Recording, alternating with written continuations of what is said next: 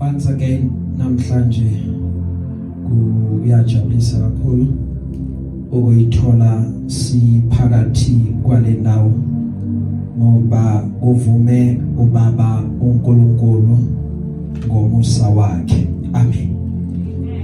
Siyabingelela kunina bazalwane enithe naphumelela ukuba nizoba khona kuyona le ndawo ngelihle igama lenkosi.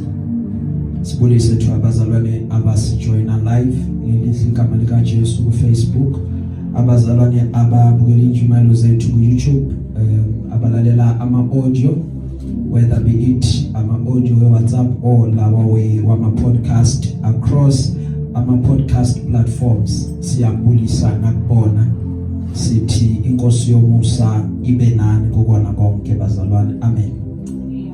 Kule viki we had a challenge enkulu nje bazalwane because we have been unable ukuthi singene ku internet, hayi ngoba sithanda kepha ngenxa yesimo network ibisinikeza inkinga kakhulu ngoba on Friday it was offline the whole day, and sisebenzisa unkept manje yabona makuvela izinto ezibeyond our control kuyaye kubenzima ukuthi singalungisa kanjani so that sikwazi ukuthi senze wonke umsebenzi wenkosi kahle without any hindrance. But ke technology iba i-technology, so sisazama ukuthi silungise konke because even namanje i-network baby ayikho kahle hle ingekho kahle ngisho kanjalo. So we are praying ukuthi awongeke kube khona any disturbance ku recording yanamhlanje, because even if you watch ama video network ingabambi kahle iya disturb even quality igcine ingabonakali kahle kube ngathi iyafifiyela noma idlala behind, like at the background noma idlala but kuyakube ngathi iyafifiyela due to network. But if network is 100%, then it's just a smooth flow of visual okwazi ukuthi uyithole. Mhlambe ke uma ngenzeka ku Facebook ingabonakali kahle, siyaxolisa bazalwane, bekungaphezulu kwamandla nathi akukho bekade singakwenza, but siyakholwa ukuthi izobonakala and izorecorda size siqede ukona konke so that we can be able also ukuba si distribute injumayelo, because after masiqeda nje ukushumayela injumayelo kumele ukuba sizihambise kubantu abafanelekile laba abaye bayicele umsebenzi siwenzayo each and every Sunday. So nisikhulekele ke bazalwane, manje sikhulekele nokuthi uNkulunkulu enze nje ukuthi nale network nayo ibambe ibe unlimited, ingabi nenkinga. Amen. So sizongena ezwini lenkosi namhlanje kuyilanga elibalulekile nelikhethekile kithina bobaba bazalwane, nami ngiyazibala lapho njengobaba bazalwane ukuthi ilanga lethu namhlanje. Before ngizofisela ubaba usuku oluhle, maniqale ngifisele ubaba ongizalayo, ubaba uMotha, ulanga elihle losuku lobaba. Ngithi makube kuhle konke, liqala seliqalile liqhubeka siphakathi kwalo manje lize liyophela. uNkulunkulu akubusise, Mvulane Dlebankomo abe nawe. Siyabonga ukuthi empilweni yethu ube ubaba, ube umvikeli, ube iprovider, ube nje ikona konke bongakhona ukuthi ube ikona. Kakhulukazi sibonga amandla onawo, isibindi onaso, so kuwena sika ipage, sisika ikhasi, in other words siyafunda kuwena ukuthi empilweni kumele ukuthi kwenziwe kanjani. So ukona konke siyadla, siyasutha, inkosi kwangengagcina ubone even izukulwane zakho. Amen. kubo baba bonke ke nakumina bazalwane ningakhohlwa ukuthi nithini Happy Father's Day.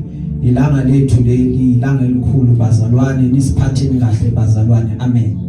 Manje sibona nje namhlanje nithi Happy Father's Day. Awusibakhulu kulezo indawo zakubawo abobaba. Amen. Siyabonga ke bazalwane uNkulunkulu ngokusenzela umusa kuze kube ilesi sikhathi sisazongena ezwini lenkosi. Umyalezo wanamhlanje uthi sizophumula ekukhandlekeni. Sifunda incwadi yesambulo, the book of Revelations chapter 7 verse 13 ukuya evesini ka 17. Kunomyalezo ebekade ngiuhlelile ubekekile enhlizweni yami for usuku lwanamhlanje. So njengoba ngichaza indaba ye network bazalwane ya disturb kakhulu because bekumyalezo ofuna ukuthi singene ngijule ngifunde kakhulu yabo. Manje ngoba impilo yami vele it's impilo engiyiphilayo is a digital kind of life. Yonke into engiyenza mina is digital. So makulimala digital limele mina uyabo. Ke mangikhuluma ngathi ngiboshwe izandla neenyawo kwalimala digital. That is why ngiba nenkinga le Bible leli liphathekayo. Abanye bayalukhona bathi bafuna lona, mina lele digital right for mina. So because why sengijwayele kanjalo it becomes easier to navigate. So I had prepared a message, I had to change it due to being unable ukuthi ngithole ezinye zezinto. Kepha inkosi ngomusa wayo yabeka nawo umyalezo, ngiyakholwa ukuthi nawo uzofinyelela la fanele kuba ufike khona. Amen. Sizongena eBhayibhelini ezwini lenkosi osukwini lwanamhlanje. Umyalezo wethu uthi sizophumula ekukhandlekeni. Uyabona uma sisese nganeno kwethuna kuningi ukukhandleka, kuningi ukubhekana nezimo ezidinga ukuthi ufukuze ufake onke amandla akho. Ziningi izimo ezifikayo in life ezipresenta ithuba lokuthi kumele ukuthi kube khona umsebenzi thizeni owenzayo. That is why kuloku kuphila into abantu abayiqhamisayo bavamisa ukuthi baqhamise kakhulu i-hard work.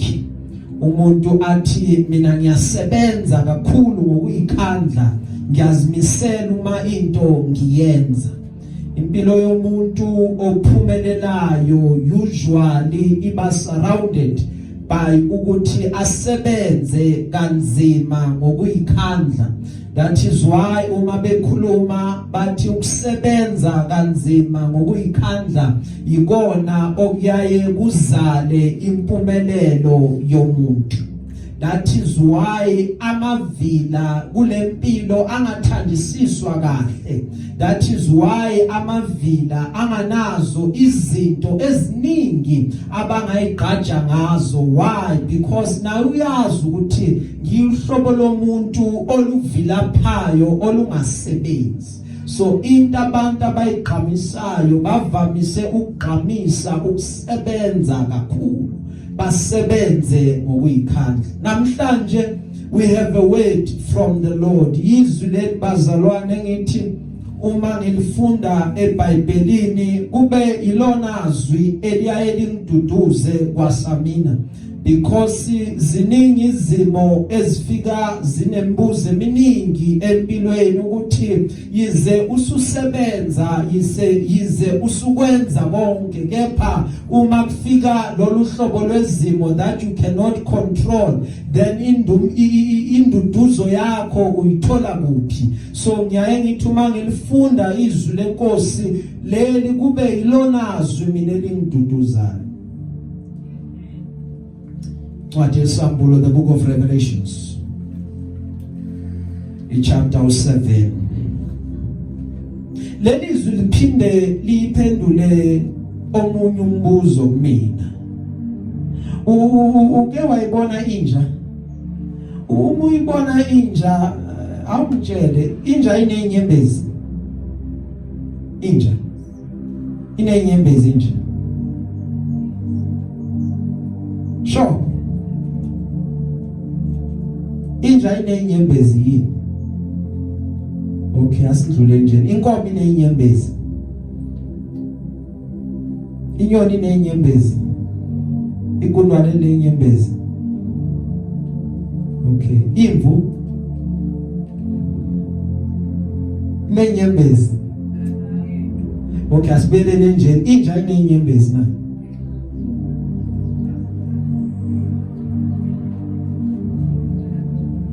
uthini utayinazo yeah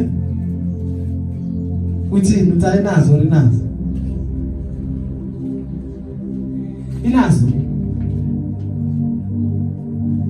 uthini sisi utayinazo yawo sisi uyozithemba simshayele izandla bazali simshayele izandla abazalwane ngiyabona ukuthi ngathi abayithemba yabo sisi wayibona into uthi indlela enyembezi orikhona wena uke wayibona ikhali isula la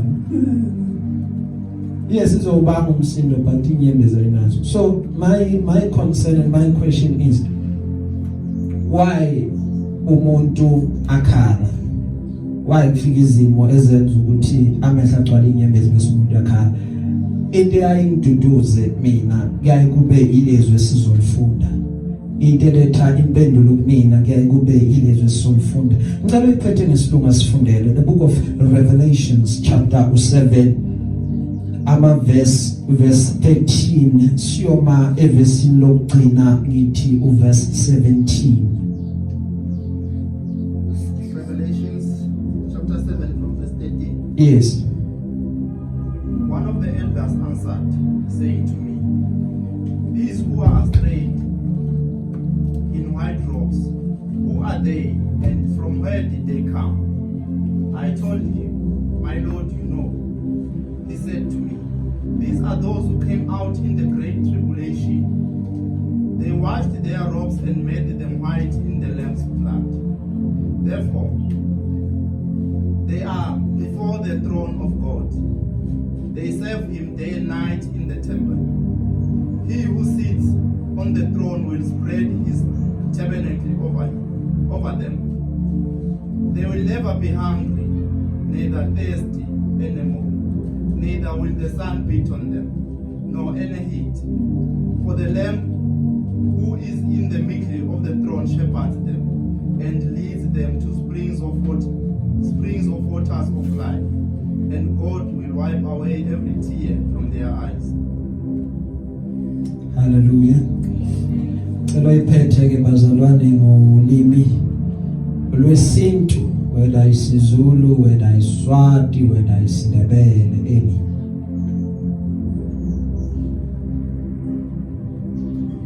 Sembulo 7 verse 13 Lelinye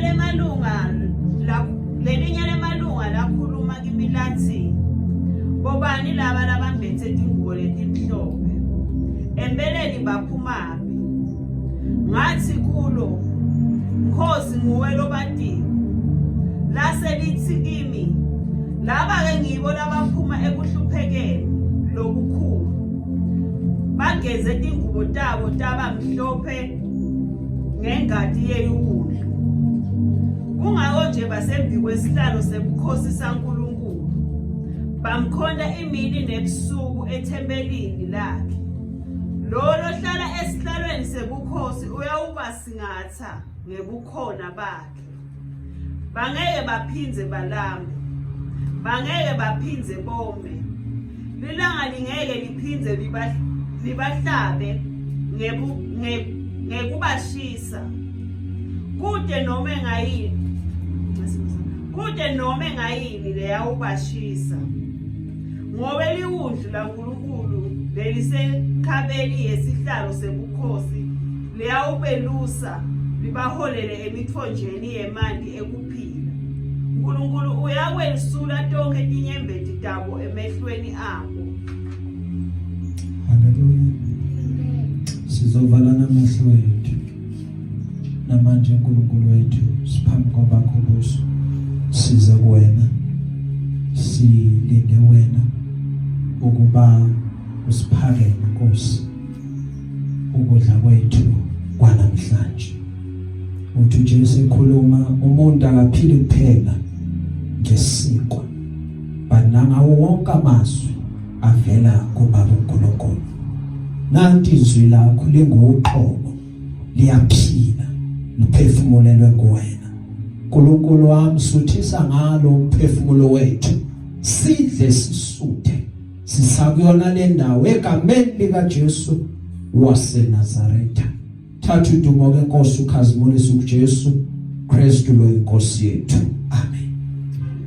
La sifunda khona uJohn ubhala incwadi yesambulo. Uma ebhala incwadi yesambulo lithi iBhayibheli uthi uJohane, ngangikade ngikumoya ngosuku lwenkosi, ngoba ebekade sekwenzekile kuyena. Bamthatha uJohane, lithi iBhayibheli esilifundayo, bamkhipha amehlo ukuthi angasakwazi ukuthi aqhubeke abone. But lithi iBhayibheli uthi uma ehlala phansi esiqhingini sasePatmos, uthi ngangikade ngikumoya ngosuku lwenkosi, and uma ngikumoya kukhona izinto engazibona. Lithi iBhayibheli la sifunda khona ingenye yezinto uJohane awazibona. Lithi iBhayibheli wathathwa, waphakanyiswa, wamikiswa ezulwini. Uma efika ezulwini, lithi iBhayibheli kwaba khona umbono awubonayo, kwaba khona umbono amehlo akhe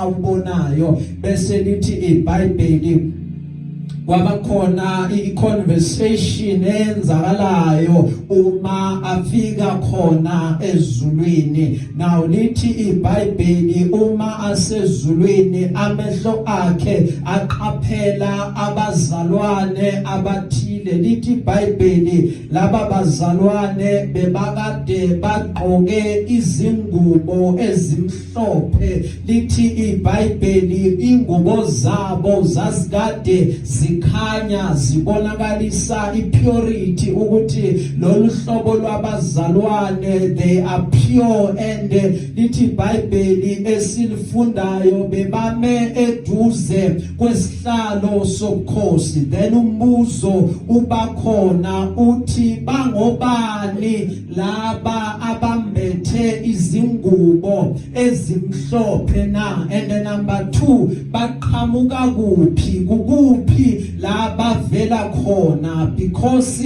laba bazalwane uma uJohane ebabuka uyababona ukuthi bawuhlobo lwabazalwane oluhlukile, olungafani nabanye abantu abakhona lapha ezulwini. But here's a concern, because laba ababonayo akabazi ukuthi bangobani, nanokuthi futhi kukuphi laba qhamuka khona. Bese lithi iBhayibheli leli lunga liyambuza lithi bangobani? Uthi uJohane, laba mina angibazi, but wena Nkosi nguwena obaziyo ukuthi laba amagama abo bangobani noma baqhamuka kuyiphi indawo. Hallelujah.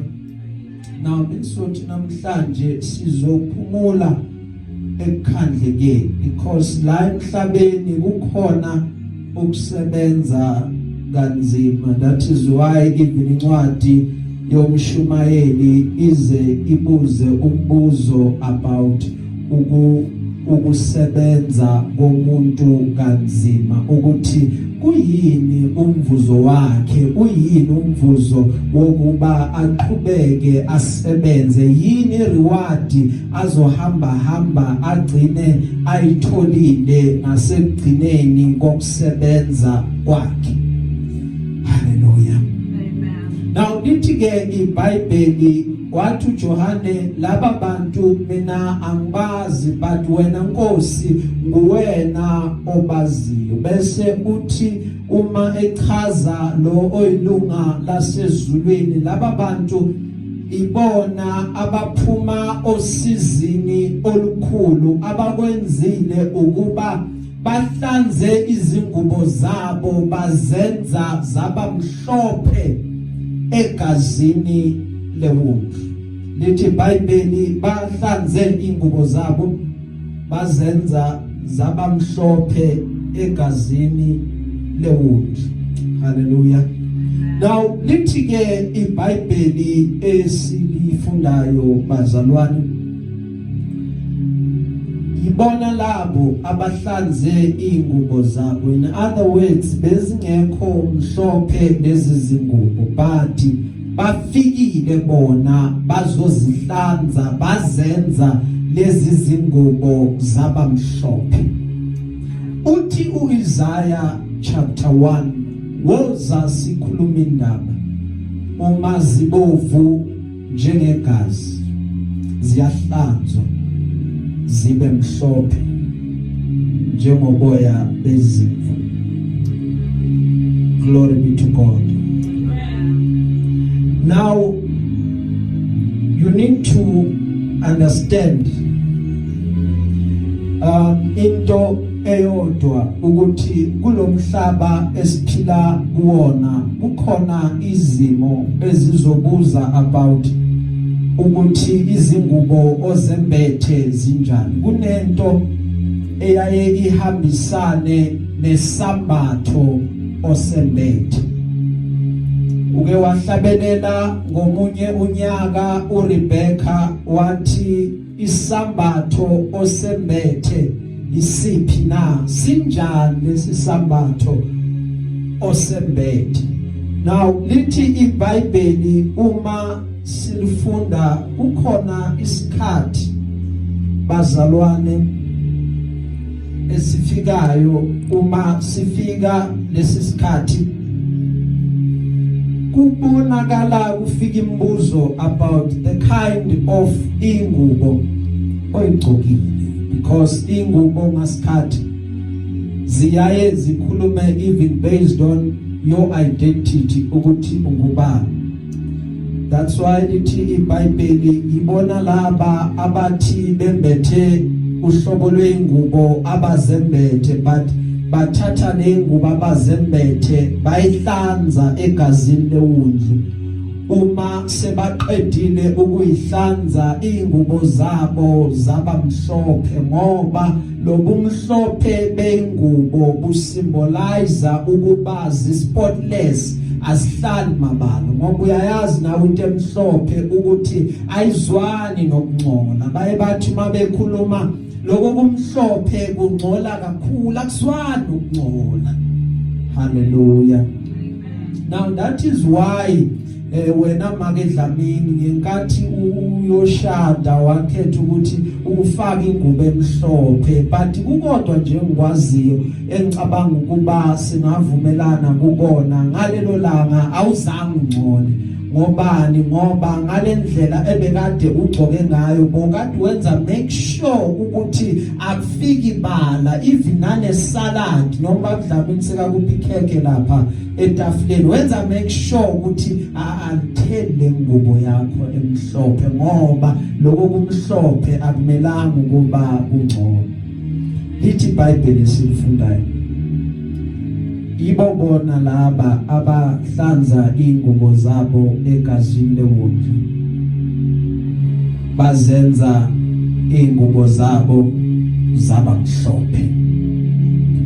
That also symbolizes indawo abaqhamuka kuyona, ukuthi labaqhamuka khona indawo of great tribulation, bekuyindawo yokuhlushwa okukhulu, but they took it upon themselves ukuthi njengoba sidlula la sidlula khona, njengoba sikhandleka ngalendlela esikhandleka ngayona, ake siyo washa ingubo zethu egazini lewundlu, so that ingubo zethu zizokwazi ukuthi zibe mhlophe. Ngoba uma ufika uJesu uyayiwasha ingubo yakho ayenze ukuthi ishintshe umbala, akhathaliseki igama osowaziwa ngalo, but uJesu ukupha ingubo emhlophe ukuze noma uhamba phakathi kwabantu uzobonakala ukuthi manje usuhlukile awusafakanga ingubo endala. And into ehluphayo most of the time ukuthi kunohlobo lwabantu abasabambe ingubo endala bathi lo yamuntu siyamazi wayenje bakhulume babeka amabala kanti sekube khona i-encounter obenayo nenkosi yamakhosi ifikile yazowasha ingubo yakho yayiguqula from ingubo engathandeki ingubo emanikiniki ingubo edina nenyanyisa abantu wayenza yaba mhlophe yaba uhlobo lwengubo oluthandekayo phambi kwabantu. But abantu bayathanda ukuhlala bangafuni ukudlulisa ukuthi sekunento uNkulunkulu ayenzile empilweni yomuntu. But lokho ke kungafiki kukuthene amandla ngoba obizelwe kona kulomhlaba esiphila kuwona ubizelwe ukuthi uzonqoba zonke izimo. Uma uyithatha ingubo yakho uyoyiwasha egazini lewundlu maqeda bese iba mhlophe ingubo yakho, it's a sign yokuqhubeka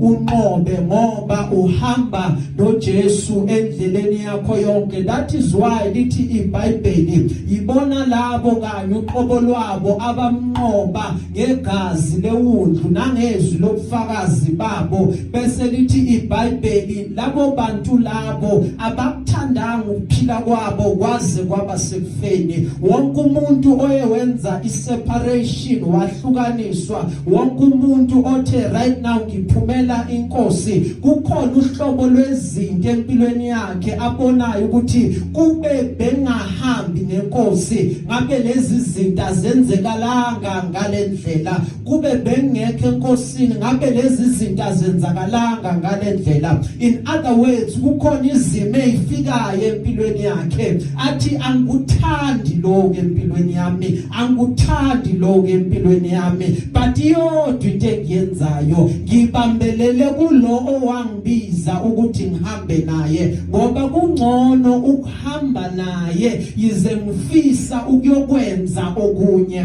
Lithi iBhayibheli ngikhumbula indaba esike sayithinta bazalwane esikhathini esandlula. Lithi iBhayibheli kwathathwa inkomo, lezi inkomo zazikade ziqonde eBethshemesh. Bese lithi iBhayibheli lezi inkomo zazikade ziqeda ukuba namathole. In other words, lezi inkomo zazikade zisancelisa. Lezi inkomo ubiso liphakathi kwazo lalikade lunxanela ukuya ematholeni, but inkinga ukuthi kwasuke kwabekwa umphongolo phezukwazo. Now lithi iBhayibheli ngenxa yomphongolo obekwe phezukwazo zahamba indlela zikhala. Bese lithi iBhayibheli zasikade ziqonde eBethshemesh.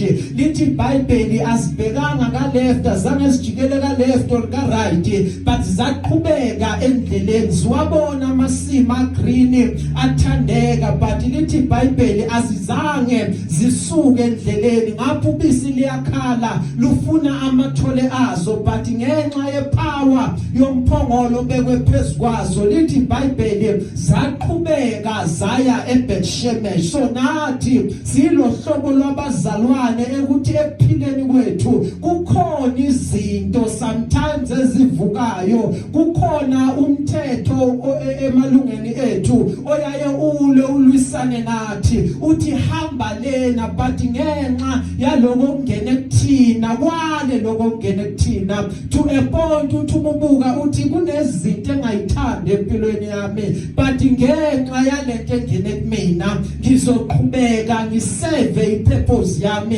yokumkhonza nokumdumisa uNkulunkulu. That is why even uAsafu umebhala incwadi yamahubo uthi umebhala uma ngibuka laba bezwe kuba ngazuthi abana inkinga abana inkathazo, kepha mina ziningi ezami inkinga, athi ziningi ezami inhlupho, but uthi ngacishe ngaduka until ngize ngifika Nkosi ebukhoneni bakho. Ngoba laba baphumela inkosi ngizokutshela namhlanje kunohlobo lwezinto lubavukelayo, kunohlobo lwenkinga lubavukelayo. Lithi uma livuka lolu hlobo lwenkinga bese bayabona ukuthi lokhu kuphila kwami ngikuthandi, but ngizoqhubeka ngiphila. Kunezinto izinto ezifuna ukuthi benze imithandazo ekhethekile kunohlobo lwezimo ezidinga ukuba benze imithandazo engathandazwa nabanye abantu ngenxa yalento ebekwe kuwena. That is why iningi labantu abanobizo bayalibalekela ubizo, because it means ukuhlukana nezinto eziningi obungabe usondelene nazo, but because you understand ukuthi kungcono ukuthi ngisuze uNkulunkulu kunokuba ngizuze izwe, uthi kulungile ukuhlupheka ngihlushelwe ivangeli, mangiqhubeke ngibe isigqila sevangeli, mangiqhubeke ngiboshelwe kuphi evangelini, ngoba ngiyazi ukuthi inkosi yakungipha umvuzo ongufanele ekugcineni kokuphila kwami. That's why lithi iBhayibheli abathanda ukuphila kwabo kwaze basekugcineni. Hallelujah. Because they understand ukuthi i-purpose, it is not always about a nice time.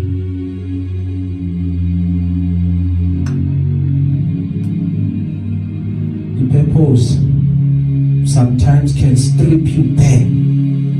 Sebenza ukuhlanganise konke. Fika injongo izodudula konke kwelinceleni. Sale ngazuthi uyaphela. Izwe lihlekise ngawo. Kanti uNkulunkulu kunento afuna ukuyenza kuwena. Kanti uNkulunkulu ufuna ukubona ukuthembeka kwakho.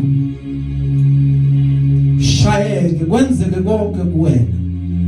Uthi ubuka ukuthi ngathi lemvula inetha mina kuphela, abanye ngathi banethezekile, abanye balele mina ngilelanga, abanye bahlele kamnandi mina ngikho comfortable.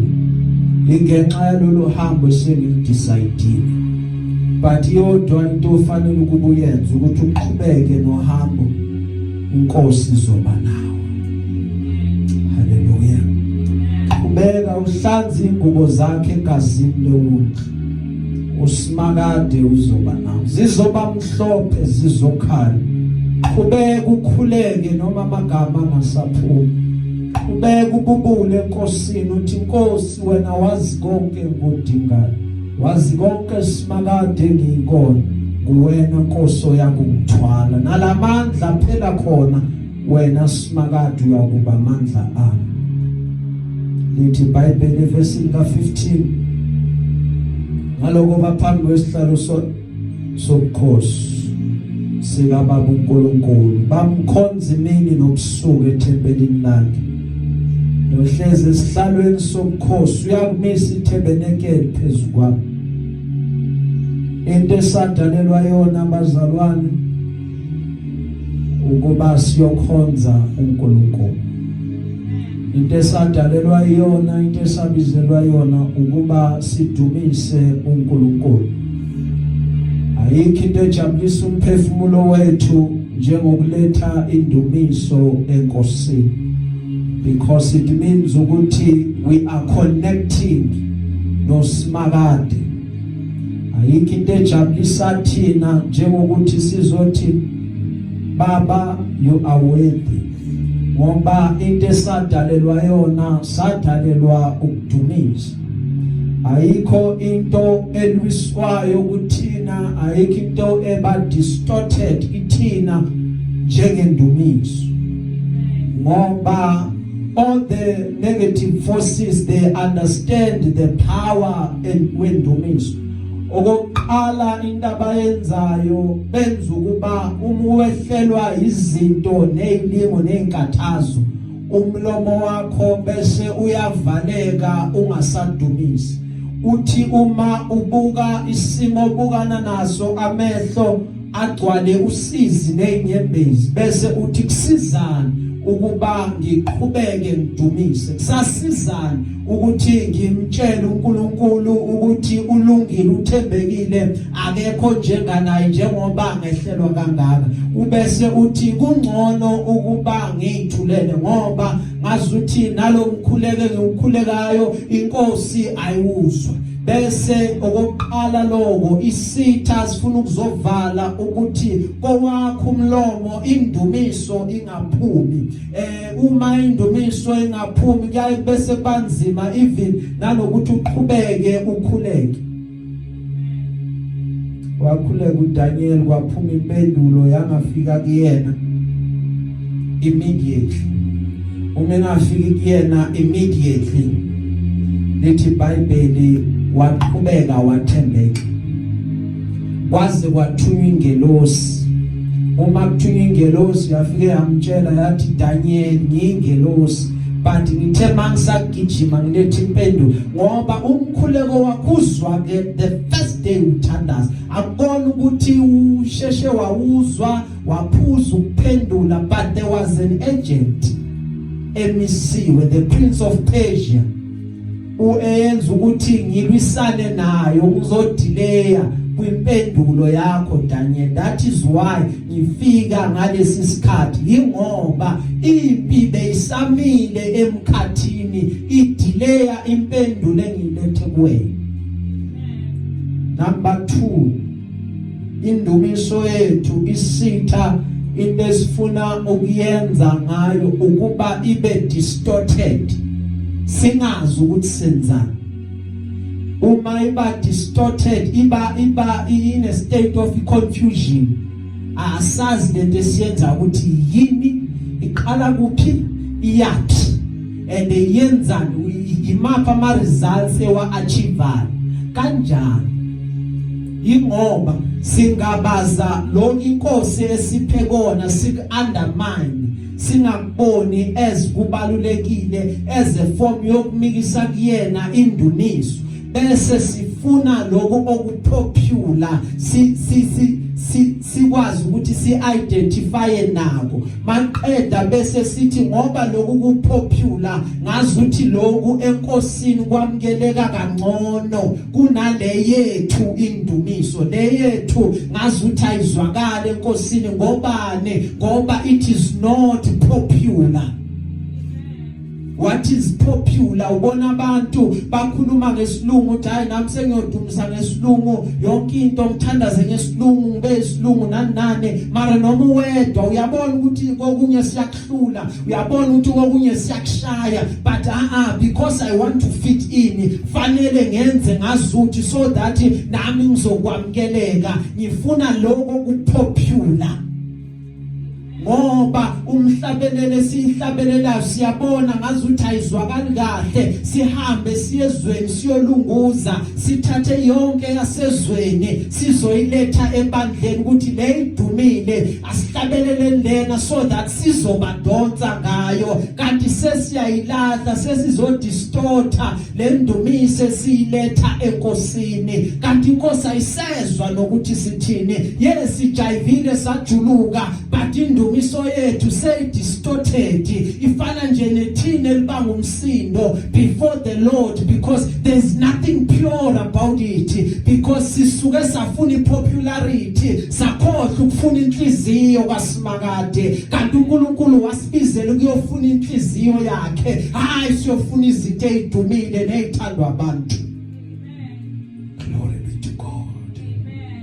Ngoba wena ubizela ukuthi inkosi yakhe ithebelekele phezulu kwakho, wena uNkulunkulu kumele ukuthi akhe indawo yokudumisa phezulu kwakho, ube in-house of the present of the Lord, uhouse ugcine ukukhona bakaNkulunkulu kuwena 24 hours a day, 7 days a week.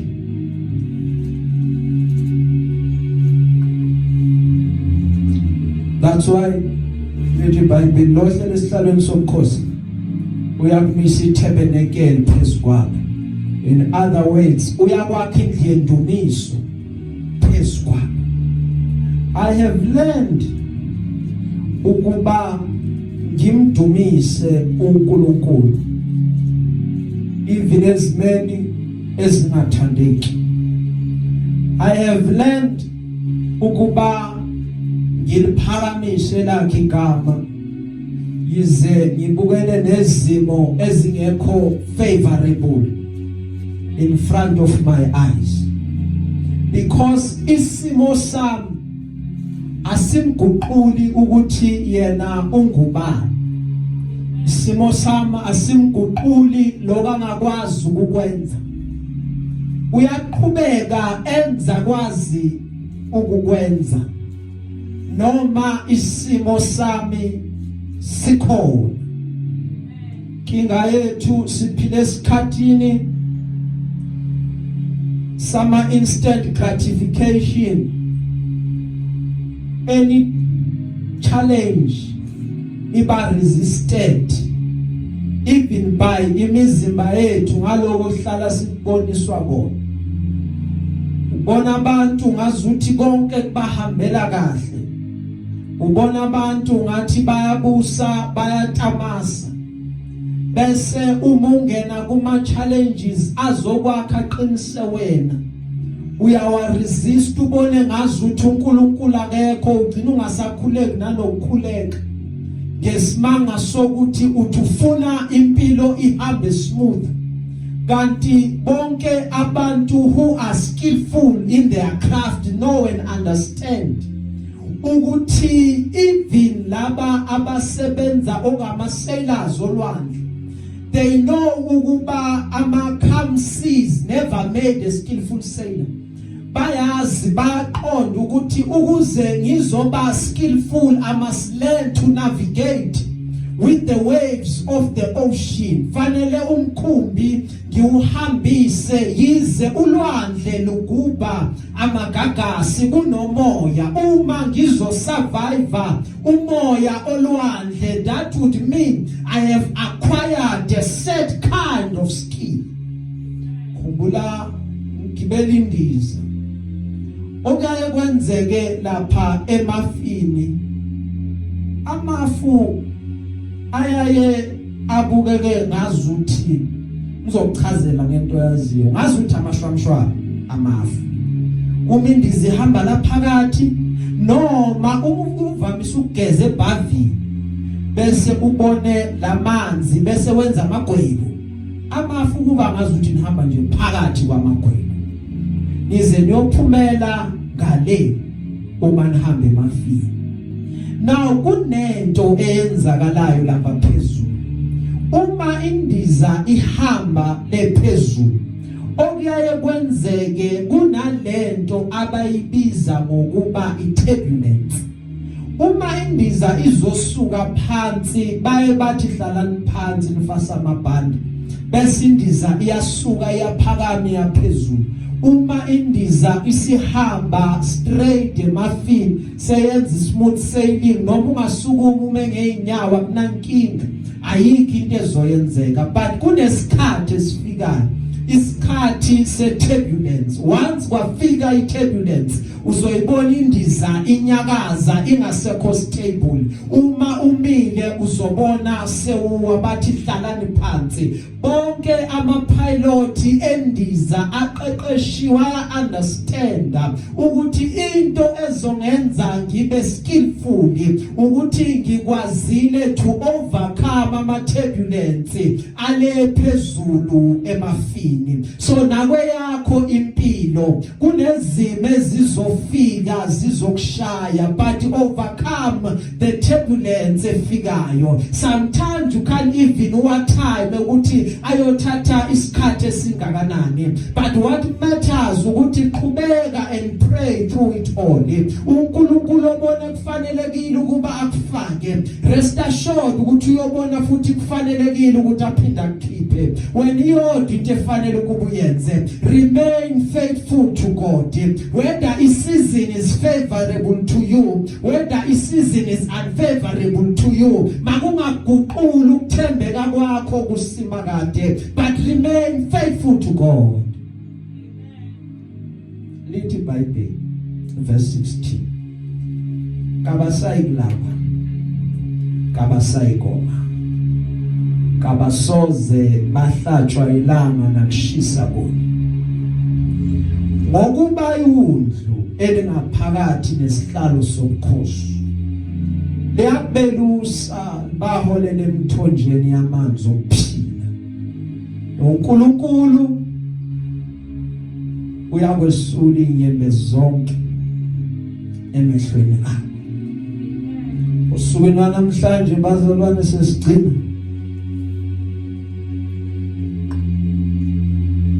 bengizothi Sizophumula Ekukhandlekeni. Izwi liyangiduduza, izwi lingipha ithemba. Lithi izwi esilifundayo, indlala ehamba isihluphe emhlabeni uma sifika ngale iyanqamuka. Indlala ehamba isihluphe sisesengala eyenza ukuthi siyofuna ukudla, masifika ngale iyanqamuka. Amanzi esiwaphuzayo, imiphimbo yethu ehlala yoma, masifika ngale iyaphumuka, masifika ngale iyanqamuka. Ukushisa kwelanga esikuzwayo, uma sifika ngale kuyonqamuka. Asayi kophinda sidinge makepisi, asayi kophinda sidinge masandlasi, ngoba ngale kuyobe sekuphelile. Elithi iBhayibheli, iwundle elingaphakathi kwesihlalo sobukhosi yilona eliyakusilusa, lisikhombe amadlelo efanele ukuba siyohlala kuwona. Iwundlu elikuNkulunkulu, iwundle elisesihlalweni sobukhosi onguKristu igama lakhe, yilona eliyakusiholela emanzini emthonjeni wokuphila. La siyofika khona sithola amanzi that are refreshing, amanzi that will refresh us so that we never run dry. That's why athi kowesifazane umekhuluma naye, uma uphuza amanzi kumina awuphinde wona, ngoba phakathi kwakho umuntu ugobhoza imithombo ngaphakathi kwakhe eyenza ukuba angaphinde ome. Phathi yokugcina ithi uNkulunkulu uyakwesula zonke inyembezi emehlweni akho. Ungumuntu uyakhala, uyashayeka. Ungumuntu, ziyafika izimo ezibuhlungu, ziyafika izimo ongayiqondi ukuthi kulesi simo ngiyomisa njani, ngiyokwenza njani. Ziyafika izimo la uthi uyiqinise khona zimane zehla inyembezi. Ziyafika izimo zosizi, but lithi iBhayibheli, lo uNkulunkulu esithembela kuyena, uyena oyakuzesula zonke mntakababa. Kunezimo ezenzekile many years back, but they keep on lingering. Noma uthi sewaphola, kunezimo eziba nama-triggers azivusayo. Kunezinto ezifika zizokukhumbuza into ethi maqeda your whole mood changes, but uNkulunkulu uzozesula. That is why simthemba kangaka. Simthemba ngoba noma sikhala siyazi ukuthi uzozesula einyembezi. Akayi kuvuma ukuba uhambo lwethu luqhubeke angazesulanga inyembezi. That's why incwadi yamaHubo ithi noma uyikhala zonke uNkulunkulu uyayikhongozela inyembezi zakho. In other words, ukukhala kwakho kuyafinyelela kuyena, ukukhala kwakho uyakuzwa usima kade.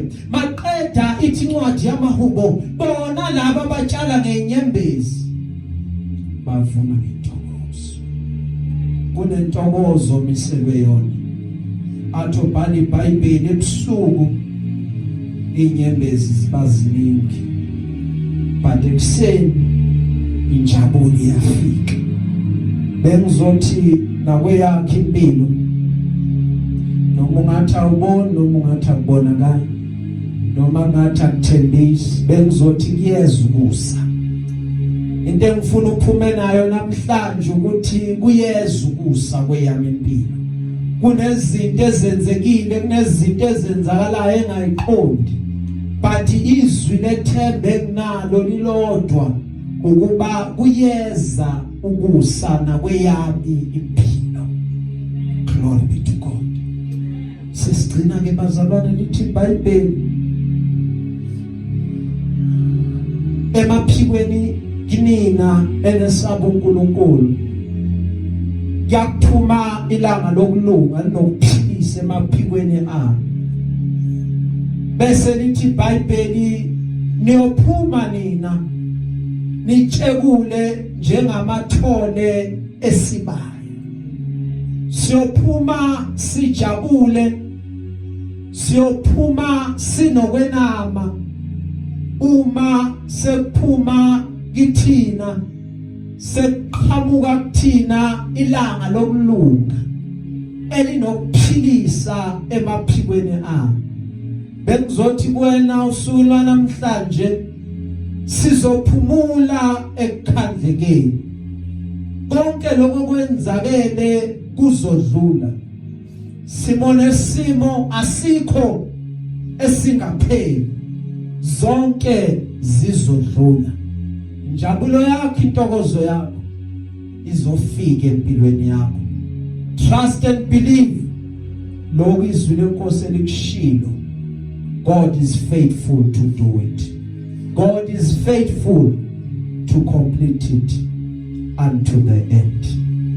Glory be to the living God. Amen. Bazalwane.